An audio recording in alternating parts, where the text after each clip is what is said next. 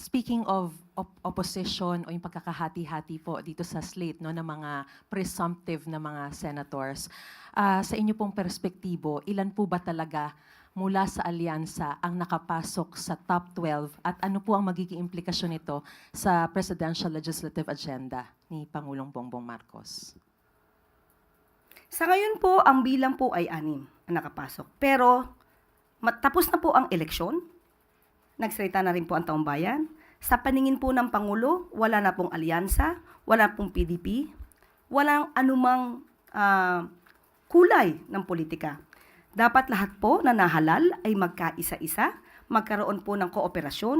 Ito naman po ay para sa taong bayan. Huwag naman po na sana laging politika ang pinag-uusapan at hindi po tayo makakakilos at makakausad kung puro pamumulitika at pang-iintriga ang gagawin natin sa pamahalaan. Mas nanaisin po ng ating Pangulo na kung ano man po yung maganda niyang proyekto ay sang-ayunan ng mga mambabatas para po hindi tayo mahirapan sa pagkuha ng budget para po sa taong bayan.